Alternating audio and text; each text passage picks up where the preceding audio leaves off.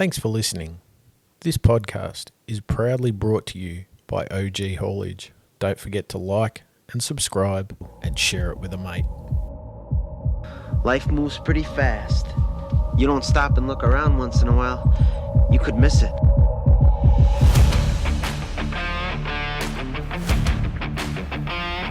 Welcome to Get Outdoors with Drew and Cam. We're back again. Another episode of fun, frivolity and information to get you off the couch. There's that big frivolity word again. Welcome, sir. How are you, mate? All right, buddy. How you going? Ticking along. If only people heard our first take, we'd be all right, eh? Yeah, that's it. If I didn't blunder it up with a swear word, because we try and stay family orientated. We've got to stay family friendly, mate.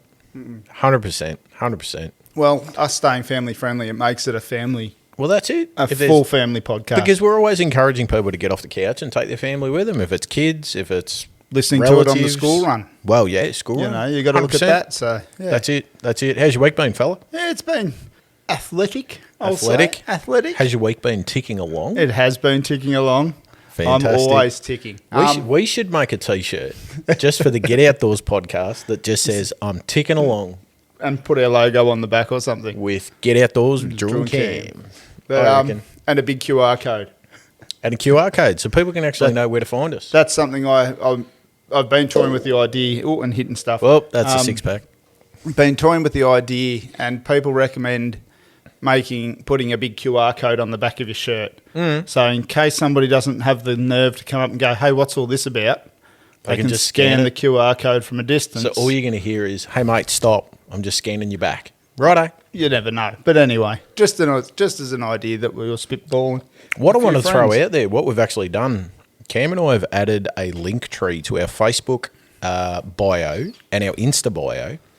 So if you ever have someone that goes, oh, I've got any good podcasts? Yeah, actually I do. I've got this one here. You can show them the code or you can just direct them.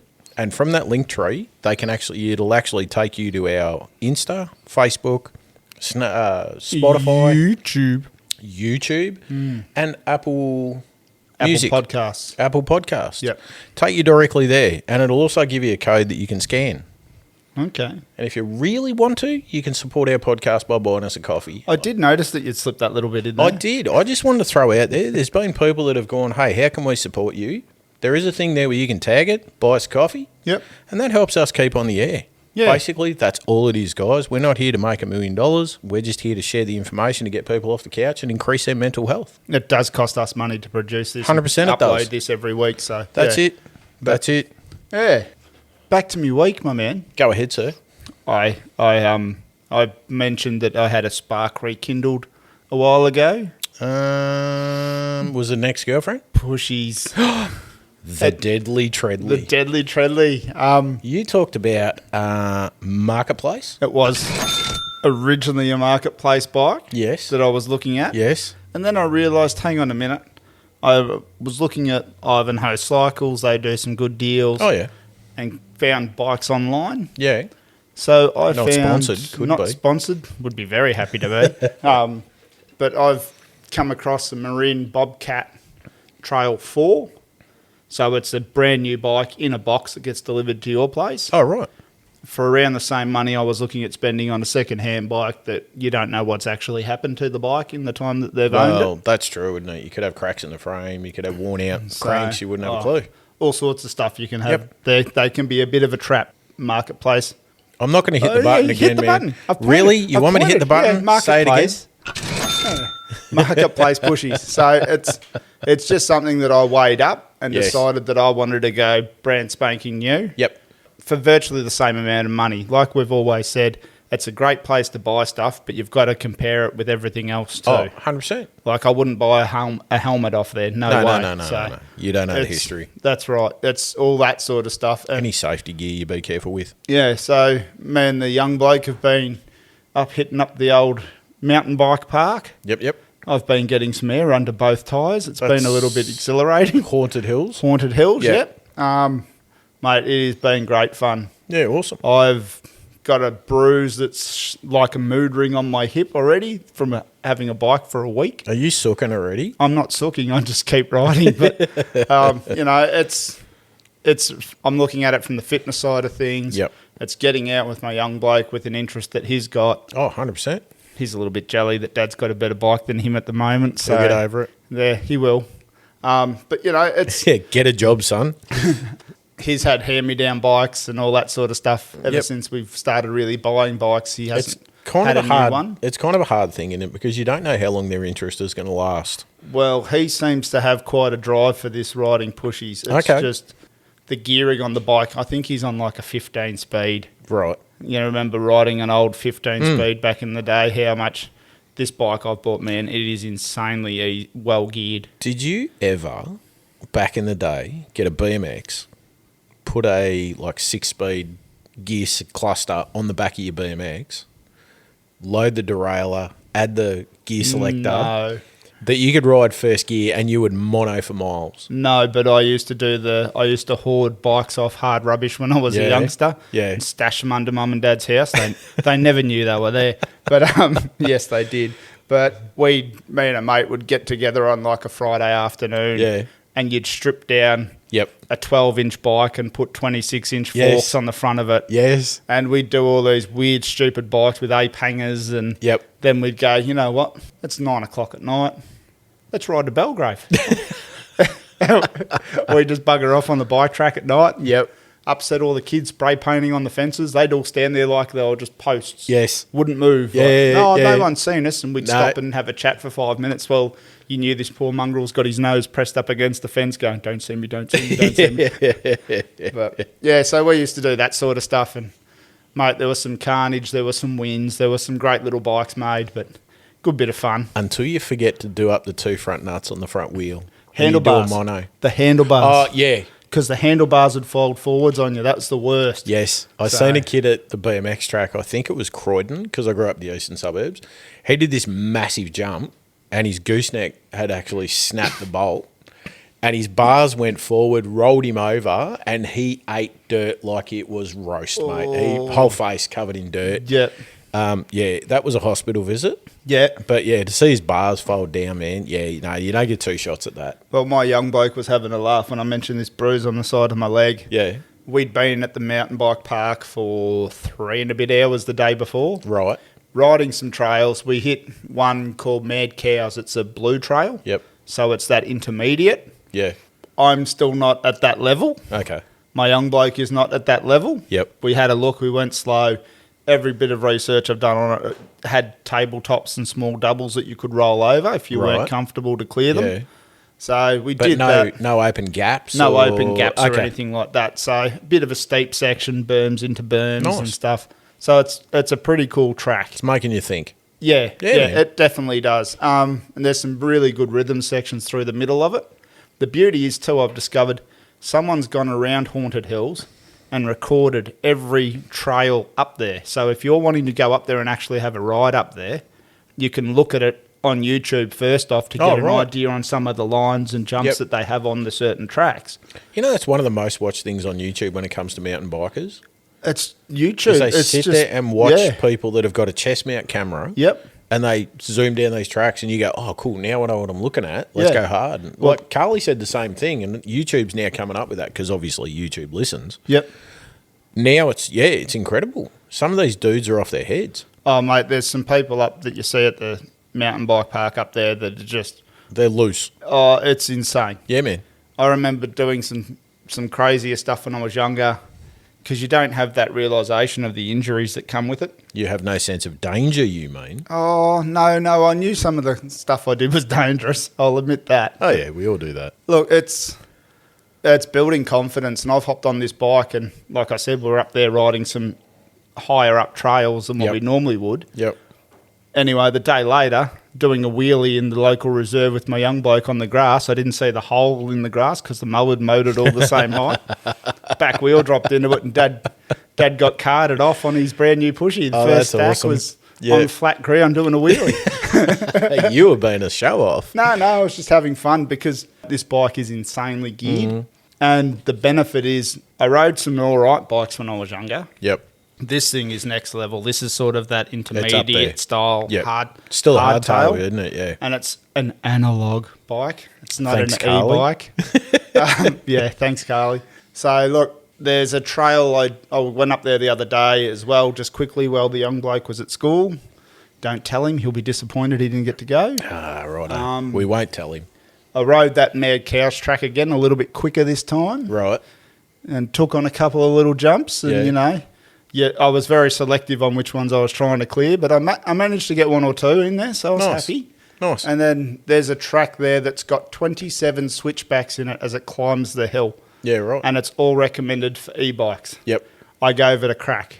You're burning the cardio, mate. Oh, mate, I was smashing it. So Nice. I was so proud of myself, actually. I thought I was going to have a heart attack halfway up the hill. Yep. But I rode the whole way up the hill without stopping, putting a foot down, nothing. Good man. So I felt real good for that. And that's the other thing. Like today, I just jumped on it and went and did our local rail trail out to the power station and back. Yep. So it's about 17, 18 Ks all up. Yep. In an hour. Good job. It's excellent. It's comfy. It's good. That's good, man. So Fantastic. More ways to hurt myself. That's it. Always That's it. Currently, as this episode drops, I think we've passed Anzac Day at this point. Yes. I gathered the family together. Yes, you did. And we went up to good old Mornington for the morning dawn service. Yep. It was fantastic, that one, actually. That local RSL. No, not the Senator, local RSL, but local park they've got up in Mornington, down on the peninsula there. It was actually quite good. We actually hadn't been there before. We parked in the local car park, walked across, and we were you'd say 1/3 deep. There was probably 10, 15 people deep in front of us. Yep. Within 10 minutes, this place was probably 30, 40, 50 people deep Just to around see. it. Yep. It was incredible. And the service was good, quite brief, but good. Yep. They had an American bloke come out and he was ex-Navy, having a bit of a chat. People were friendly as. The funny part, you sort of, because it's so quiet, there was a older lady next to us. She fainted. Yep. People went running to help her. That was cool. And out of the corner of my eye, I looked at a woman behind me and she dropped, like just vump. And I seen her face go blank. I'm like, you're in trouble. She hit the deck before I could even blink. And Yep. I'm like, whoa. And people around her helped her. So that was all right. We used to get one at least once. Oh, one yeah. Every time we did Not it. a lot of marching people with the stand fire still, brigade. and I'm quite surprised. You got to keep remembering to wiggle your toes. Wiggle your toes. Just wiggle and making 100%. fists with your toes. So, I mean, getting up I think we got up at 4:30, got out the door at 5. We were down there by 5:30. Mm-hmm. Yeah, the girls bleary-eyed and the whole lot. But, Yep. we got down there, grabbed a coffee, and it was actually fantastic. I haven't been out since my dad passed away. Yep. That was sort of his and I tradition. We'd go into the shrine. Yep. So That's a big trip in there now. bingo, dude. Yeah. Bingo. And I mean, you never park close, so it's a fair walk. But Yeah. to actually get in the mix of it all was actually fantastic. I really enjoyed it. Yep. Well, this was the first year that me or my young bloke didn't march. Yep. We just enjoyed actually a day Yeah. at home. Just standing by. So, Yeah. yeah. After that, we ended up going down the pier Yep. and we had a look. And it was quite rough on one side of the pier and quite calm on the other. The pier was flat stick. Yep. Like we're partial to going to a beach. We love the beach. So went down there, we're watching. There was probably a good 30 or 40 odd people on one side of the pier on the calm side. Are these the photos that you shared up online the other day? They would have been. And they would have been a few weeks prior to this recording. Prior to but this yep. recording. Yes, Yep. it was. Everyone had boxes of burley. Yep. And I'm like, man, there's more in the water than there is fish. But yeah, they were smacking up a heap of Australian salmon. Yep. Like just reeling them in. If you get onto those salmon and you can keep them interested, They just were keep coming. on, dude. Yeah. They were genuinely on. A couple of people were pulling up pinkies. Like you could just watch and people hear their, 20 people awake, pulling one up. Yep. The thing I did notice, and it sort of gave me a bit of a bugbear, that no one measured. Yeah, that can be a tricky one. I was your a little bit... Australian salmon, are they 21? 21 centimetres. Yeah. Yeah. Which, by rights, the 3 or 4 that I pulled up were actually sizable, Yep. but no one took attention to measuring the fish. Yep, mate. A lot of people just keep going. Yeah. They want to catch another one. They want to catch another one. I was... So they I were was- releasing them into the water or into the esky? No, they were releasing them into their bucket.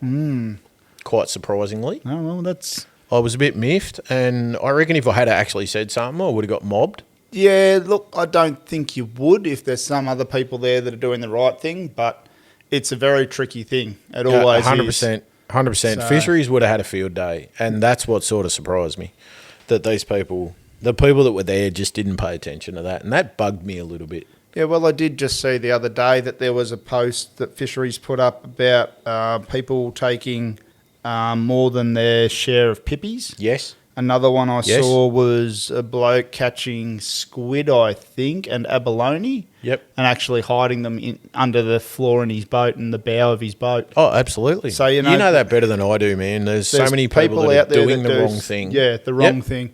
And it's a simple thing like, oh no, as funny as it sounds, I'm sort of doing the shuckers move to Drew to paint the picture. Yep. I know fingertip to fingertip, that's 21 centimetres. Okay. Because I've measured that. Yeah. So you can work out a rough sizing of a fish for legal. And the main thing about Just off that too. is it's, I mean, you'd agree with me on this, Cam. It's not actually for us or our kids. It's going to be the future of fishing for our grandkids. It's like the public land thing that I've heard quoted. It's by Doug Duran from the Meat Eater side of things. Yep. It's not ours. It's just our turn. It's our turn. Yeah. And that's what this is. So we need to be mindful of what we actually leave behind that's undersized or how much we actually take. We don't need to feed half of Melbourne. There's size limits and slot limits for a reason. Yeah. So you look at like your flathead, your big dusky flathead, up that they get up around Lake Tyers. Yep. There's the slot limit. Yes. So it has to be above 27, has to be below, I think it's 55. Don't quote me on this one. Yep, give or take. But it's the that same many places you go to that'll hand out a fish ruler for nothing. That there's really no excuse. And I mean, even at Port Welshpool, where we go, we repeat offend up there, they're on the pier. Yep. And they generally are on a lot of piers. Yeah. There's a lot of rulers and stuff on piers. And that's exactly, I mean, you and I both sit on the same page. Yep. It's your turn. It's not your right. Yeah. It's your turn. Unfortunately, though, mate, that's the way things go. People will take advantage if they can have the opportunity. Yep. My hike I did going up the beach in preparation for the big hike, and I came across a school of salmon that turned the water black. Mm-hmm. I did not keep a single one of those fish, and they were well and truly over the size limit. I'll give you that. Look, if you were going to eat one that night, worthwhile, isn't it? Yeah. I wasn't planning on eating. But you weren't planning on eating? I was planning on catching and releasing. So. Spot on, man. It's about the sport then. And that's what I do. I do a lot of looking at things now rather than pulling the trigger or 100%. And popping a gills. A mate of mine, Brad, that I used to work with, he put a post up. He lives off Coronella. Yep. He whipped up a 25-kilo school shark. And he's like, we're eating good tonight. That's a big shark. Oh, yeah. He catches schoolies for fun. Like, he's been up WA and chased all the big sailfish. And like all the big pelagic species. He sends Rex Hunt back to the corner. I'll tell you, this kid's he's a legend. That's a big call. Oh, yeah. That's a big call. Yeah. When you hear the background of a lot of these fishing shows and how they get there, I mean, they've got to do a fishing show. You know, they're dropping massive frozen blocks of burley in there and then they know where to fish and little tricks like that. You just go, okay, now I know why they always catch fish. Yeah, but I mean, you look like the boys on Hook, Line and Sinker from Tassie. This is quoting fishing shows over here. Yeah. They just look like it's just you and me going out, knocking about and going, let's have a go at doing this because they have an absolute lark of a time doing their That's a very different setup, though. I think it is. You think of the back in the days when Rexy and all that, and ET and all that kind of came out. Yeah.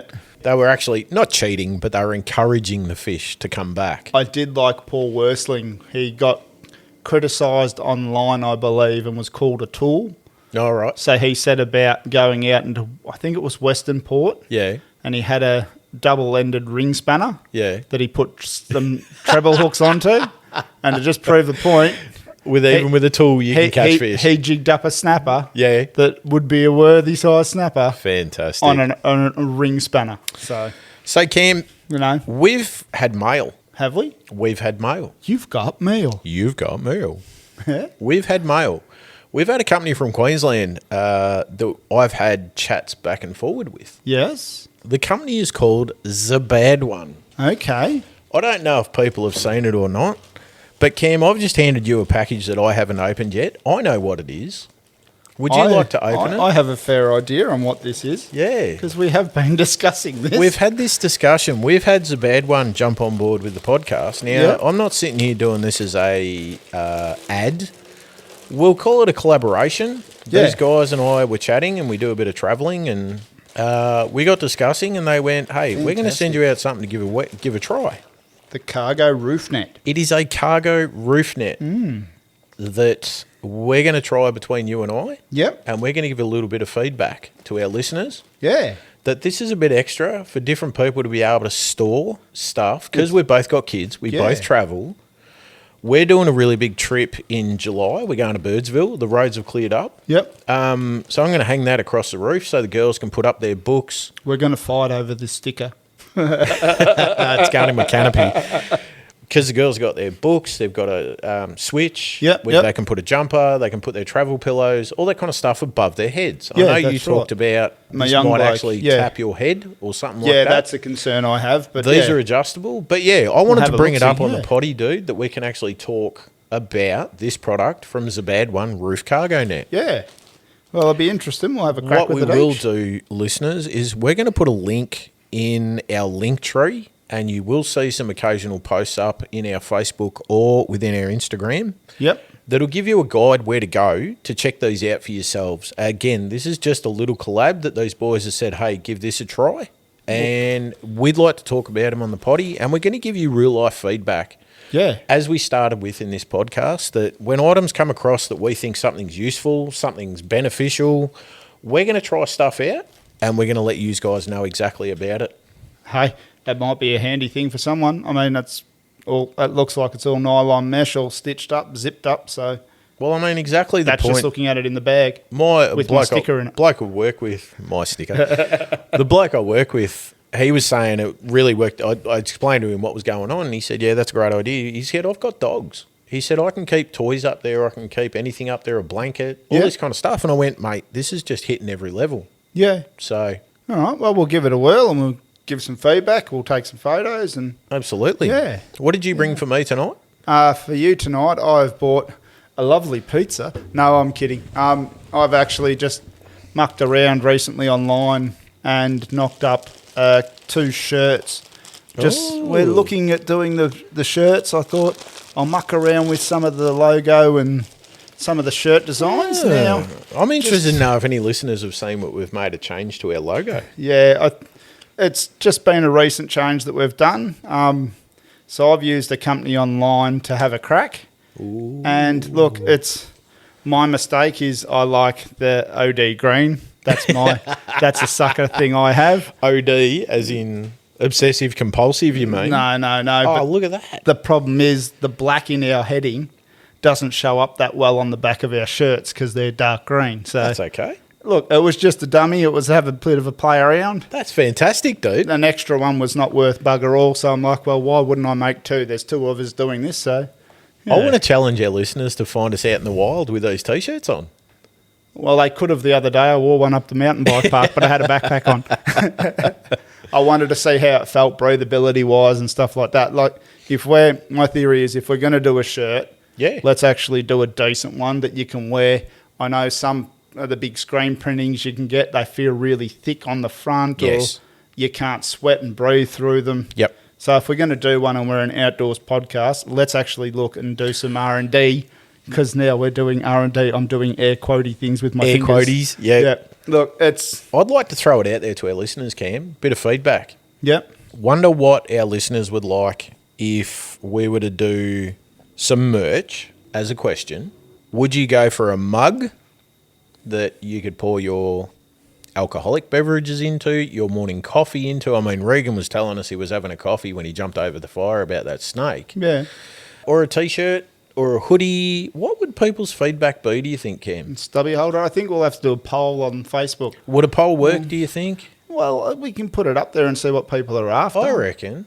So, I reckon. It's an idea. The hardest thing is, like we've been discussing this off air a little bit. The hardest thing... had a few people ask us, when are you doing mugs or when are you doing T-shirts or stuff like that? We don't want to just lay out all the cash and just go, hey, here's it for free because we make no money out of this anyway. That's our challenge. This is direct out of our pocket, isn't it? So, look, it's a bit of a tricky one, but if we're going to do it, we want to be able to deliver the right stuff to you. So, like I said, I'm doing a bit of mucking around with some of the shirts. And I've actually got a few little stickers knocked up as well. They came up all right. Oh, that's right. They did too, Yeah. So, it's just trying to have a go with some of these manufacturers. So, stay tuned, I think. I reckon it's a stay tuned, mate. Yeah. Stay tuned.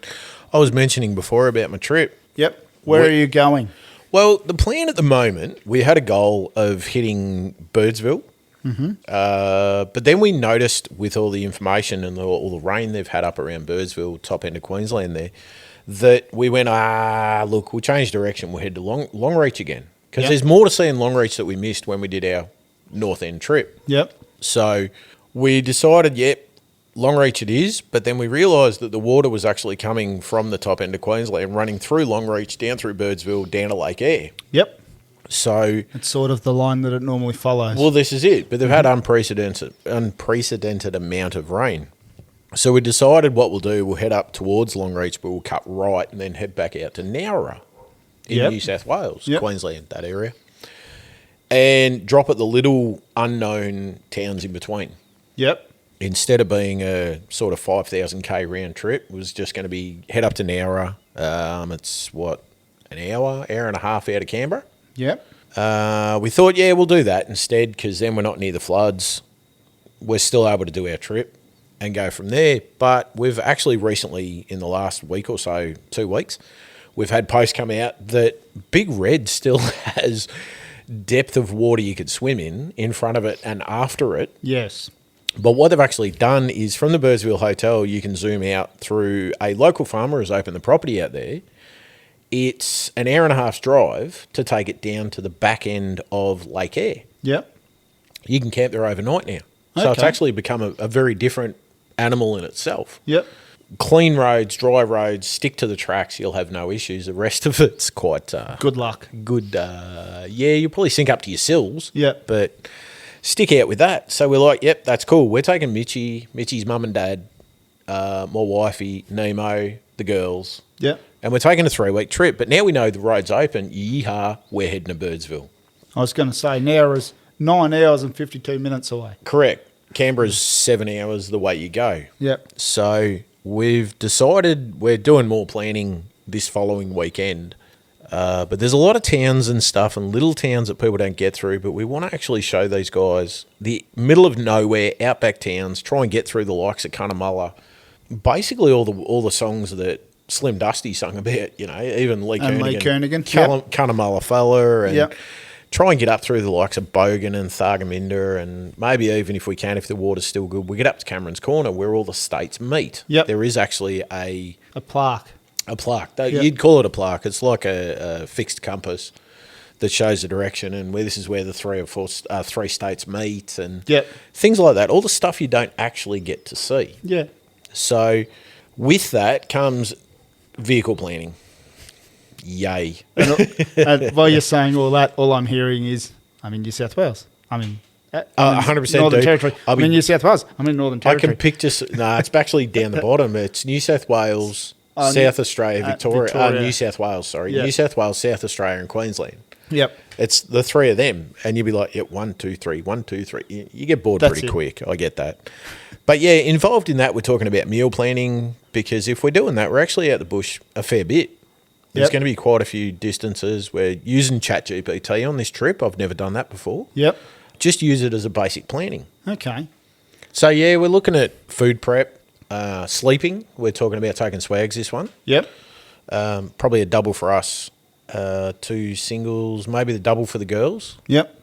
We'll be on stretchers, girls on the floor, but we're looking at a 23-0 for this trip. Okay. So, the outbreak, which is 1,500 wide.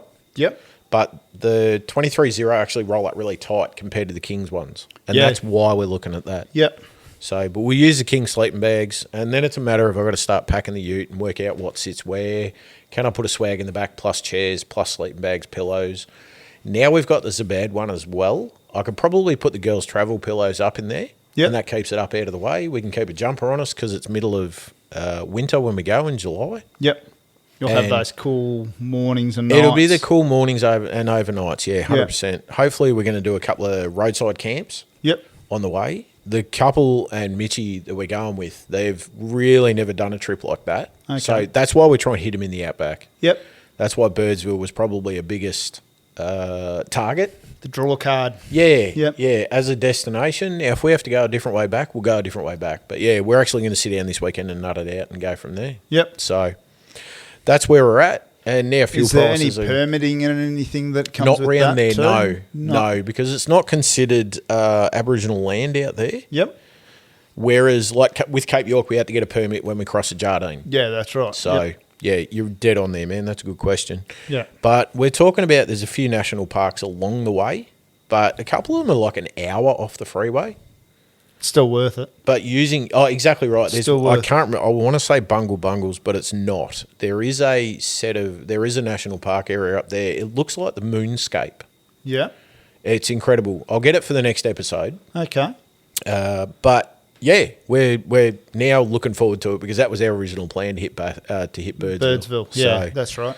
I believe there's still a photo up on the wall of when Dad and I went up there from when I was 17. Hey, there'll have to be a Get Outdoors with Drew and Cam sticker put up on the wall. I'll have to put a sticker on it. 100%. 100%, man. Yeah.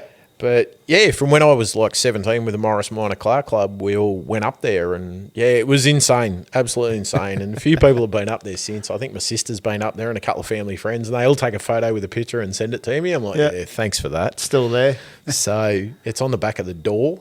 Okay. Not the toilet door? No, not the toilet door. The door you come in on the corner. Okay. So Fantastic. yeah, we're looking forward to that. But as we go along towards July, man, I'll start bring working new on- info. Yeah, well, we'll probably do a bit of a breakdown, I guess, on the whole back of the ute with the 100%. scenario, the storage, what you're actually going to take. Yeah. Yeah, weight-wise and stuff like that too. That all comes into play big time. So I don't know what you're talking about. Okay. Yeah. Yeah. Okay, Okay, wait, moving on. I'm under the 3.5 ton, so we're good with that. Yep. Yeah. You look like you've a bit short of breath all of a sudden, mate. When we went away for your birthday, Yep. when we stayed at Blue Rock for the night, when we were on the way back, I still had a heap of stuff in the car. And we rolled across the scales, and I came in at like 3.8 tonne, and that was just 3.8? No, 3.3, 3.2 tonne. Yep. And that was just with the swag on board, an extra battery, food, drinks, and the two of us. And I'm like, yeah, right, eh? I actually worked it out. Cape York, we ran up to Cape York and back at 4.2. Jeez. No wonder I blew out a shocker. I think we need to talk about GVM upgrades. Anyone got any advice on a GVM upgrade on an old 2008 Ranger? Well, this is the thing, isn't it? A lot of people put the big box on the back and, yeah. Exactly right. And one of the things we need to talk about too, because it's all bull dust and a lot of the roads are washed out, Yep. I need to have a chat with all these boys about recovery gear. Yes. Oh, that could be a topic. I reckon that'd be a topic. I mean, yeah, you turn around and just go, yeah, we need a winch, might need a snatch, but hang on. Do you buy a cheap one? Do you buy an expensive one? What do we look at for recovery gear, Cam? And I reckon that could actually be a topic on an ep. I was going to say, I think we might have a bit of a deep dive and then have a discussion on that on the next episode. I think we have a bit of a scratch on that and we start Yeah. talking about it. Yeah. Because, I mean, that's something that even for four drivers, for Mitchie, like we discussed a couple of episodes ago, Mitchie had a bit of a bingle. He had noops. Very similar to you at Cape, up at Craig's. I had an oops. You had noops up at the hills. So I've got my ute's got a battle scar. battle scar on your radiator. Yeah. But again, they had to get a trailer up there to get Mitchie out of the bush. Yep. Because he tore a tie rod end off his car. So Mitchie's no idiot. Yeah. It just was an oops. An oops. Legitimate oops. He couldn't see. It was dark. Bang. Done. Yep. So, And so be it. unfortunately, that's how some of them happen. Oh, 100%. Yep. 100%. I mean, if you're an idiot and you break something, you deserve it. Don't get me wrong. Yeah, if you're jumping two wheels in the air and grabbing air for Exactly traction, right. then all of a sudden you come back Exactly to right. traction. Yeah, 100%. 100%. Well, mate, I reckon we've just about come to the end of this episode. I think we have. I'm going to have to jump on and do a bit of Googling to Yeah. get a bit of info up. So for next week's episode, Yeah. man, we'll get some info, and I reckon we'll have a bit of a scratch on it. yeah, we'll have a look-see and see what we Sound can come good? up with. Yeah. Yeah, fantastic. All right. Thanks for listening, guys, and don't forget to like, share, and tell a mate about our podcast. And while you're telling your mate, check in on him too. Make sure he's ticking along start all with right. checking in on your mates, see Yeah. how they're ticking, and go from there. That's it. Thanks for listening, guys, and we'll speak to you next week. Cheers all. Cheers all.